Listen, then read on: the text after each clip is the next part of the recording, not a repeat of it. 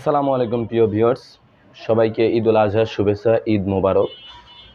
গত শনিবার ঈদ উদযাপনের পর যেহেতু কোরবানির সবাই একটু ব্যস্ততার মধ্যে আছেন, তো আজকে আমাদের ভিডিওটা হচ্ছে কোরবানি ঈদের যে বিশাল একটা অংশ, সেটা হচ্ছে কোরবানি ঈদের পশু এবং পশুজাত চামড়া।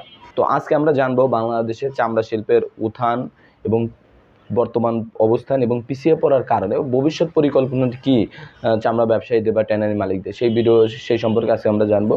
তো আপনারা ভিডিওটি না টেনে পুরো ব্যাপারটা বোঝার জন্য ভিডিওটি দেখবেন।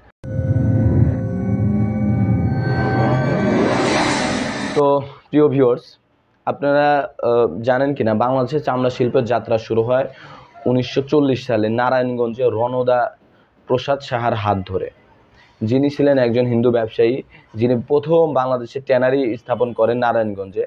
পরবর্তীতে এইটা হাজারীবাগে স্থানান্তর করা হয়। তখন যদি হাজারীবাগে এত ঘনবসতিপূর্ণ ছিল না, তো হাজারীবাগে যখন স্থাপন করা হয় তখন হাজারীবাগ একটা হাবে পরিণত হয়। 1965 থেকে 1970 সাল পর্যন্ত ঢাকার হাজারীবাগে এবং ঢাকার মধ্যে প্রায় 30টি ট্যানারি স্থাপিত হয়ে যায়। সুতরাং ওইটা একটা বিশাল একটা অবস্থা। তখন মাত্র 20-25 বছরের মধ্যে একটা বিশাল একটা পরিবর্তন চলে আসে। এরপরে 1971 সালে স্বাধীনতা যুদ্ধের পরে এই ট্যানারি মালিকগুলো অধিকাংশ ছিল পাকিস্তানপন্থী বা পাকিস্তানি।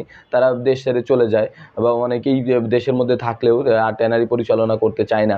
তো এই ধরনের ট্যানারিগুলোকে সরকার অ্যাকোয়ার করে নেন, অর্থাৎ মালিকানায় নিয়ে আবার নতুন করে এদেরকে শুরু করার নির্দেশনা দেয়।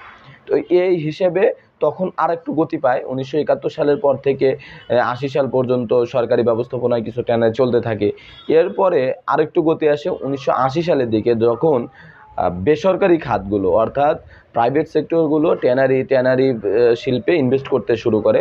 তখন এই খাতটা আরও দ্রুত গতির সাথে বর্ধন শুরু করে। অর্থাৎ 1980 সাল থেকে শুরু করে 2000 সাল পর্যন্ত বাংলাদেশের ট্যানারি শিল্পের সোনালী যুগ বলা হয়। জন্য এই সময় ট্যানারির খাতে যেমন কাজ হতো তেমন এটা রপ্তানিও করা হতো অনেক বেশি।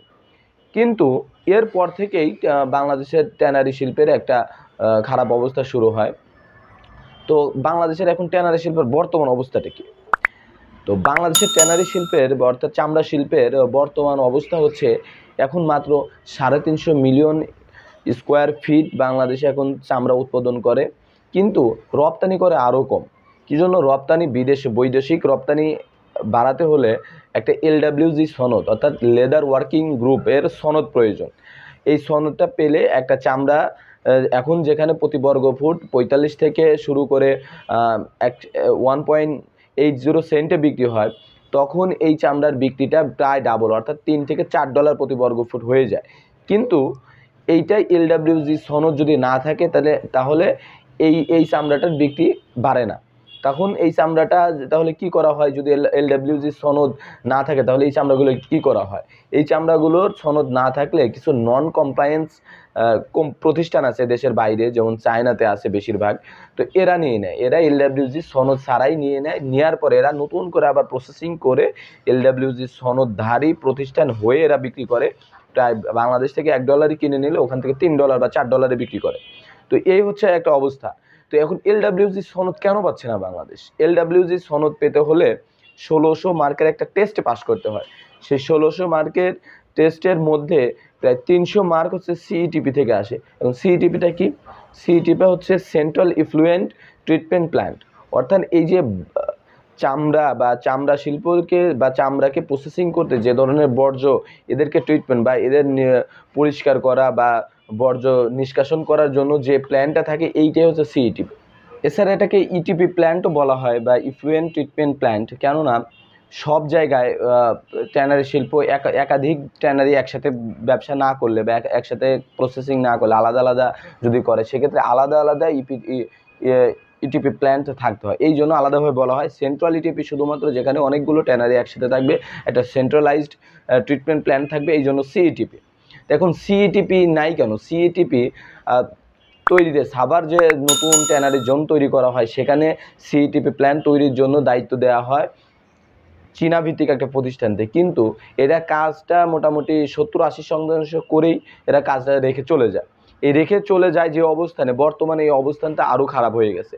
তো এই যে খারাপ অবস্থা, এই খারাপ অবস্থার কারণে না পারছে বাংলাদেশ সিইটিপির মান উন্নত করতে, না পারছে তারা আন্তর্জাতিক মান অনুযায়ী চামড়া উৎপাদন করতে, এবং না পারছে এলডব্লিউজি সনদ লাভ। তো এলডব্লিউজি সনদ লাভ না করার কারণে এদের চামড়া বহির্বিশ্বের বড় বড় প্রতিষ্ঠানের কাছে, যারা এলডব্লিউজি সনদ ছাড়া চামড়া ক্রয় করে না, তাদের কাছে বিক্রি করতে পারতেছে না। তো এই হচ্ছে একটা অবস্থা। এখন এইটা হচ্ছে বাংলাদেশের বর্তমান চামড়া শিল্পের অবস্থা এবং পিছিয়ে পড়ার কারণ। এখন ভবিষ্যতের পরিকল্পনাটা কি? ভবিষ্যতের পরিকল্পনা হচ্ছে যে বর্তমান অন্তর্বর্তীকালীন সরকার যখন ক্ষমতায় আসে, তারা এসেই চামড়া শিল্পকে একটা গুরুত্বের সাথে দেখে। কেননা পোশাক শিল্পের পরে বাংলাদেশের চামড়া শিল্প হচ্ছে দ্বিতীয় বৃহত্তম রপ্তানিকারক পণ্য।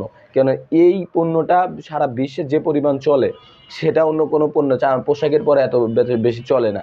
চললেও এর মান উৎপাদনকারী দেশের সংখ্যা খুবই সীমিত।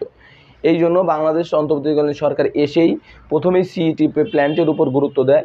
সিইটিপি প্ল্যান্ট এর ব্যবস্থাপনা বা ব্যবস্থা করার জন্য কাজ দেয়, নতুন করে আবার বাজেট পেশ করে যেন এই সিইটিপি প্ল্যান্টটা কার্যকরী করা যায়, এবং ছোটো ছোটো ক্ষুদ্র আকারে কিছু লোন পরিষেবা দেয়, যেটা হচ্ছে স্থানীয় বা ট্যানারিগুলো যেগুলো আছে, যারা উঠে দাঁড়াতে পারছে না, তাদেরকে লোন দিচ্ছে, যেন তারা এই লোনের টাকা ব্যবহার করে এই চামড়া শিল্পকে আরও এগিয়ে নিয়ে যেতে পারে।